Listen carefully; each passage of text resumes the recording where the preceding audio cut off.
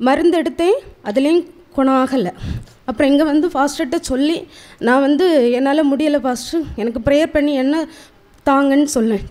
அவர் தந்த அந்த பிற்பாடு போட போட படிப்படியாக எனக்கு அந்த தழும்பு இல்லாமல் போச்சு. ஏன்னா தக்கலை ஹாஸ்பிட்டலில் இதுக்குன்னு மருந்துக்கு போகும்போது 2 பேர் இதே தழும்பில் வந்திருந்தாங்க.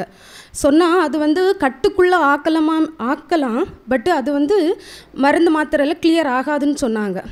ஒரு சில பேர் என்கிட்ட காமிச்சு கூட தந்தாங்க, இந்த மாதிரி இருக்குமா, எனக்கு அரிப்பும் கூட இருக்கணும். ஆனால் நான் இப்போ மருந்து மாத்திரை எடுக்கலை, இயேசு கிறிஸ்துவின் ரத்தம் மட்டும்தான் என் சரீரத்தில் போட்டுட்ருக்கேன். எனக்கு கர்த்தர் விடுதலை தந்த கிருபைக்கு கொடான கொடி ஸ்தோத்திரம். எனக்கும் குழந்தைக்கும் அற்புதம் செய்த தேவனுக்கு கொடான கொடி ஸ்தோத்திரம் சொல்லி சிறு சாட்சியை முடிக்கிறேன். ஆமென்.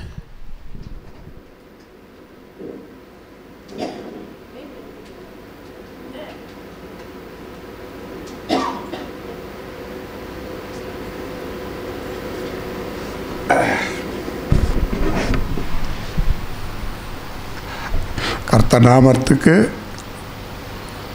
பரிசுத்த நாமத்துக்கு ஸ்தோத்திரம் உண்டாகட்டும். போன மாதத்தில் எனக்கு கொஞ்சம் பிரச்சனைகள் வந்தது, சரியான போராட்டங்கள் நடந்தது. அந்த வழியில் எனக்குன்றது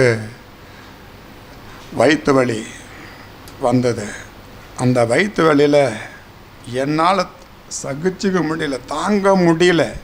அந்த டைமில் என்ன செய்வதும், எந்த சிகிச்சைக்கு போவது, எந்த ஆம்புலன்ஸ் ஃபோன் பண்ணுறதும் அந்த டைமில் எனக்குன்றது யாருமே கிடையாது.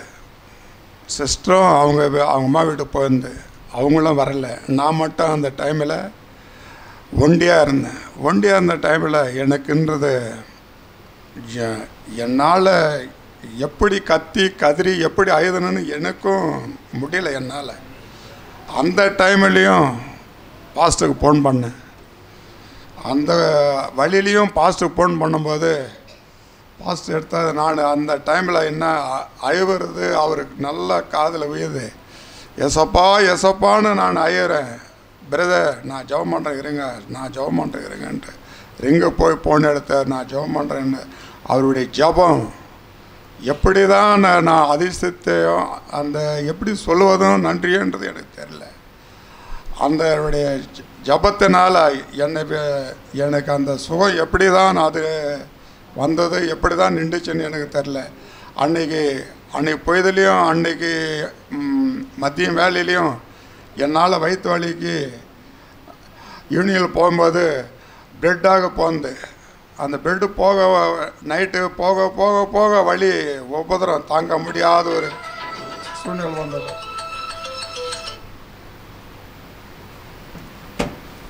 அந்த போதிலையும் எனக்கு நைட்டு 10-11 மணி அளவில் வலி தாங்க முடியாத உபதிரம் தாங்க முடியாத இருந்த போதிலையும் அந்த டைமில் எனக்கு ஒரு யோசனை, எப்படி நான் பாடுவேன், என்ன சொல்லியும் நான் துதிப்பேன்.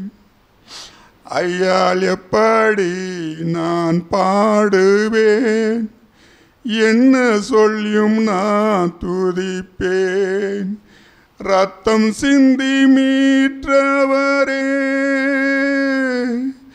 இரக்கம் நிறைந்தவரே,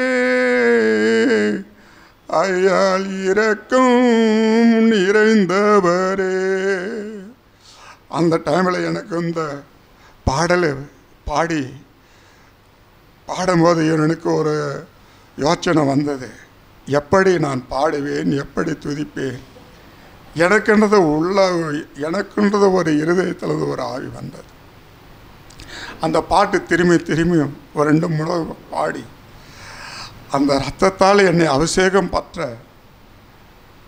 இயேசுவுக்கு கோடானு கோடி நன்றிகளும் சோத்திர பலியிலும் ஏறெடுக்குது.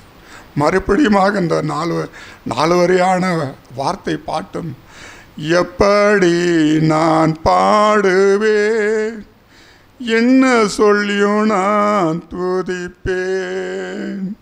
ஐயால் எப்படி நான் பாடுவேன், என்ன சொல்லியும் நான் துதிப்பேன். ரத்தம் சிந்தி மீற்றவரே,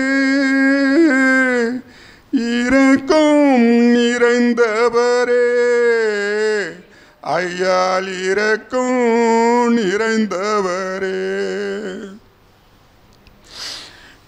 இந்த ஜீவளியில் அப்பா எத்தனை என்னுடைய சரீரத்திற்கு உபதரங்களும் பாடுகளும் வந்தாலும் என்னுடைய ஃபைல் ஆகப்பட்டது இந்த ஜீவளியில் அந்த இறக்கவாசி எக்ஸாமில் எப்படி பாஸ் ஆகிறனோ ஆண்டவர் அதே போல் என்னை வழி நடத்தியும் வந்து கொண்டு இருக்கிறார். எனக்கென்றது ஒரு சிறிய விண்ணப்பத்திலையும் ஆண்டவர் மின்னதும் என்னதமாக இருந்து எத்தனையோ போராட்டங்களையும் நடந்து வந்தாலும்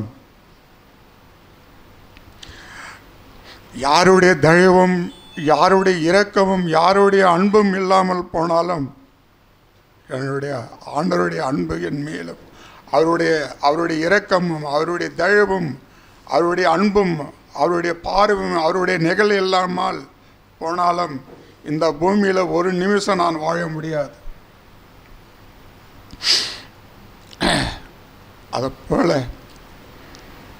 கூப்பிட்ட குரலுக்கு ஓடி வர என் தெய்வம் மகா சர்வ வல்லமை படைத்த தெய்வம், நேற்றும் இன்றும் மாறாத சத்தியம் சாமர்த்தியம் சர்வ வல்லமை படைத்த தேவனுக்கு கோடான கோடி நன்றிகளும் சோத்திர பலியிலும் ஏறெடுக்கிறேன்.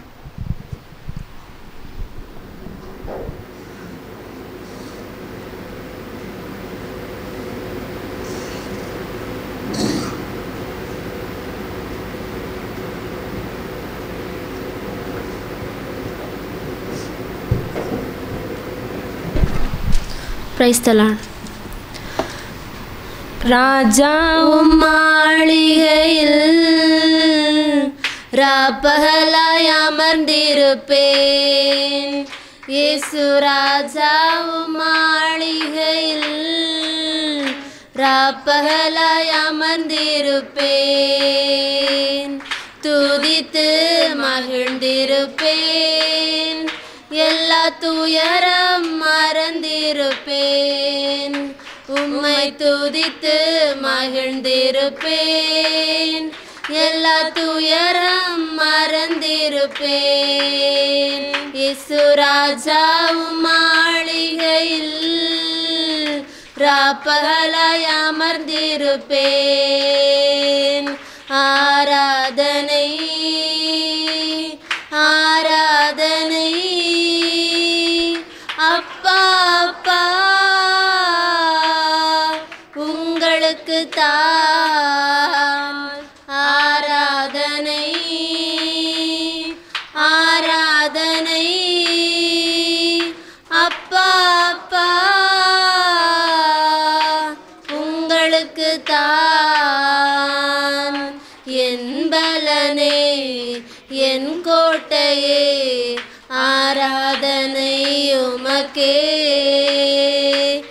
என் பலனே என் கோட்டையே ஆராதனை உமக்கே.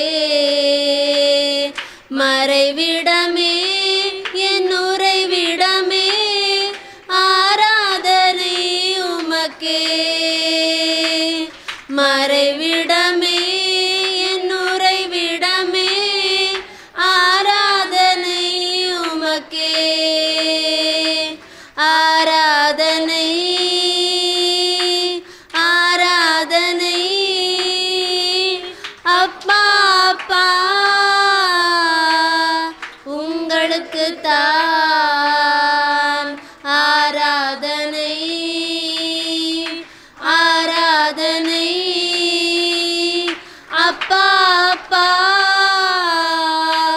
உங்களுக்கு தான். எங்கும் நிறைந்த யெகோவா எல்லோகிம் ஆராதனை உமக்கே. எங்கும் நிறைந்த யெகோவா எல்லோகிம் ஆராதனை உமக்கே. எங்கள் நீதியே யெகோவா சித்தேனோ ஆராதனை உமக்கே.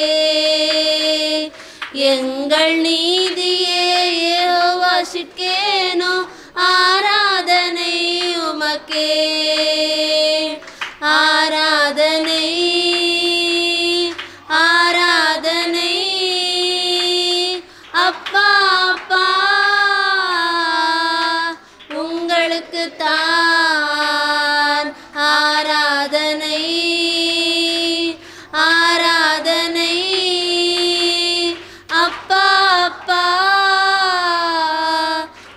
உங்களுக்கு தான் பரிசுத்தமாக்கும் யெகோவா மெகாதிஸ் ஆராதனை உமக்கே பரிசுத்தமாக்கும் யெகோவா மெகாதிஸ் ஆராதனை உமக்கே உருவாக்கும் தெய்வம் யெகோவா ஒசேனோ ஆராதனை உமக்கே உருவாக்கும் தெய்வம் யெகோவா ஒசேனோ ஆராதனை உமக்கே ஆராதனை ஆராதனை அப்பா அப்பா உங்களுக்கு தான் ஆராதனை ஆராதனை அப்பா அப்பா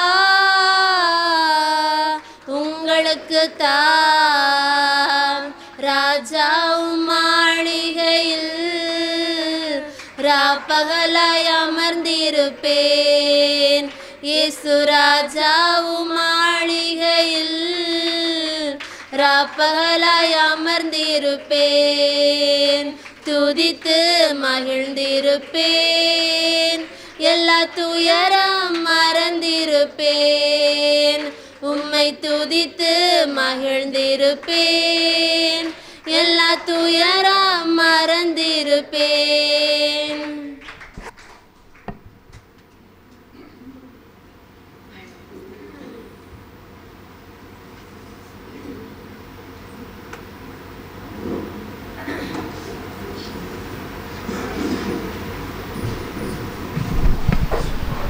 கர்த்தருடைய பரிசுத்த நாமத்துக்கு ஸ்தோத்திரம் உண்டாவதாக. 2 வாரத்துக்கு முன்னாடி ஒரு சொப்பனம் வந்து கண்டு இந்த ஊழியத்தை பற்றின ஒரு சொப்பனத்தை வந்து ஆண்டவர் காமிச்சார். எப்படின்னா ஒரு கட்டடம் பெரிய கட்டடம் கட்டி முடித்தாச்சு. அந்த கட்டத்தை குழந்தைகள்லேருந்து பெரிய ஆட்கள் வந்து உட்காந்து சின்ன பிள்ளைங்களாம் விளையாண்டுருக்காங்க. அதை பார்த்து இன்னொரு கட்டடத்துக்கு போயிட்டு இருக்கேன். அங்கே வந்து ஜியோலி டிவி பார்க்கறதுக்காக நிறைய பேர் காத்துட்ருக்காங்க. ஆனால் ஜியோலி டிவி வந்து அந்த நேரத்தில் வரல. ஏன்னா கேபிளுக்கு பணம் கொடுக்க காசு இல்லாதனால அது அப்படியே ஸ்டாப் ஆகி நிற்கிது. இப்போ அப்படியே இன்னொரு கட்டடத்துக்கு வெளியே வந்துட்டு இருக்கேன். இன்னும் 2 கட்டடம் வந்து ஒரு கட்டடம் கட்டி ஒரு 1/4 வயசு நிற்கிது. இன்னொரு கட்டடத்தில் வந்து அசிபாகம் போட்டிருக்காங்க. அப்போ பாஸ்டருக்கு முன்னாடி போயிட்டுருக்காரு. இப்போ நானும் சின்ன பிள்ளைங்களும் பின்னாடி போயிட்டு இருக்கோம். அப்படியே ஒவ்வொரு கட்டணமாக தாண்டி போயிட்டு இருக்கோம். இந்த கட்டத்தை ஆண்டவன் கொடுத்தாரு. நான் பாஸ்டர் அடிக்கணும்னு சொல்லுவாங்க. எப்போ ரொம்ப கஷ்டமான சூழ்நிலை இருக்குமோ அப்போ தான் வந்து ஆண்டவர் வாக்குத்தத்தமும் கொடுப்பாரு, தரிசனம் கொடுப்பாருன்ட்டு. அது மாதிரி எனக்கு தரிசனத்தை கொடுத்தாரு. எப்படின்னா எனக்கு பாஸ்டர் சொன்னார், நீங்கள் அநேக தோட்டங்களை வாங்குவீங்கன்ட்டு. அப்போது ரொம்ப கஷ்டத்தில் ப்ரே பண்ணிட்டே இருக்கும்போது நைட்டு அந்த நேரத்தில் தான் அந்த கனவு வந்துச்சு. எப்படின்னா தோட்டத்து மத்தியில் நின்றுருக்கேன். சுற்றி ஒரு 1/2 கிலோமீட்டர் எல்லாம் சுற்றி அப்படியே பச்சை பசேல்னு எல்லாமே இருக்குது. இப்போ மனசில் நினைக்கேன் இந்த இடத்துல கட்டடம் கட்டணும் அப்படின்ட்டு. அதே கட்டடமும் கண்லேயும் ஆண்டவர் வந்து காமிக்காரு. ஸோ இப்போ என்ன சொல்கிறாங்கன்னா ஜியோலி டிவிக்கு வந்து எல்லாருமே வந்து உதவி செய்யணும். அது வந்து நமக்கு சொல்கிறாரு. கர்த்தருடைய வாசு தான் நமக்கு சொத்து உண்டாக. ஆமென்.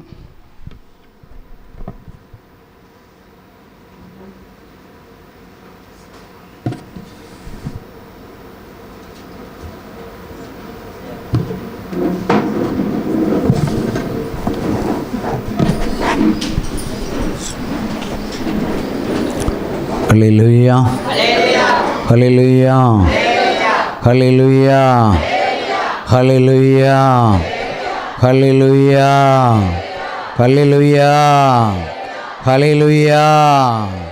கரவோசை.